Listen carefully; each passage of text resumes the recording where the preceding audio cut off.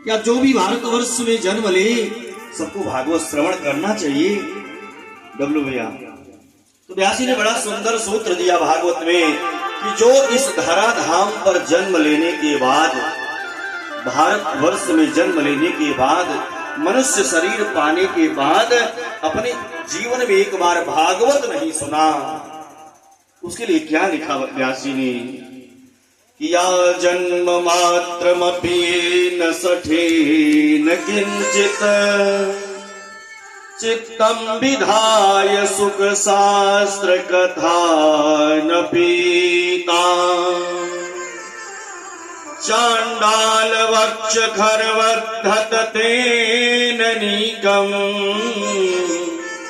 मिथ्यासु जन्म जननी जनि दुख भाजे।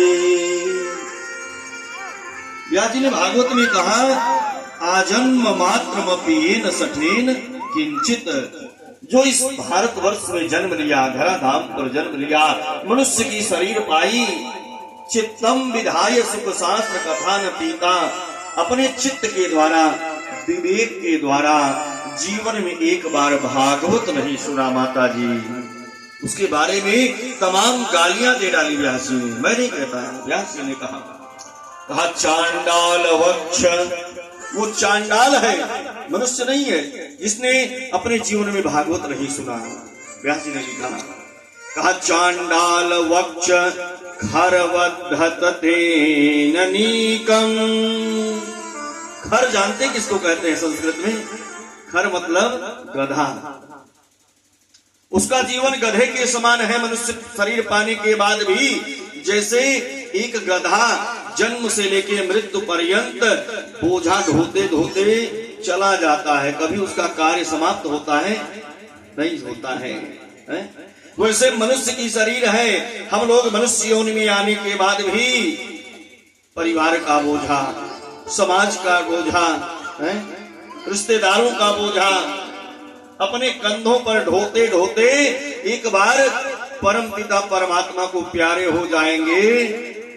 भगवान का नाम लेने का अवसर मिलता है कभी? कभी नहीं मिलता है। इसलिए उस गधे के समान अपने जीवन को मत रखिए, भगवान की भक्ति करिए, भगवान का भजन करिए, क्योंकि यही साथ जाने वाला है, बाकी कुछ जाने वाला नहीं है। सब यही रह जाएगा,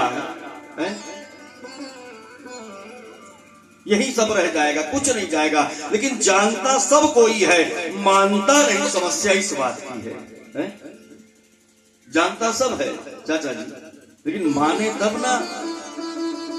दो जगह व्यक्ति को वैराग्य आ जाता है डब्लू भैया, दो स्थानों पर, लेकिन मरकट वैराग्य, क्षण मात्र का वैराग्य। मरकट मतलब जानते हैं? मरकट किसको कहते हैं? बंदर। बंदर एक जगह स्थिर नहीं रहता, कभी इस डाली पर कभी उस डाली पर। वैसे व्यक्ति के अंदर मरकट वैराग्य आता है दो स्थानों पर। एक सत्संग स्थल पर जहाँ कथा हो रही है भगवान की, वहां उसको वैराग्य आता है। अगर हृदय से कथा सुन रहा है तो यही सोचता है अंतर्मन में कि संसार में कुछ नहीं है, है कुछ?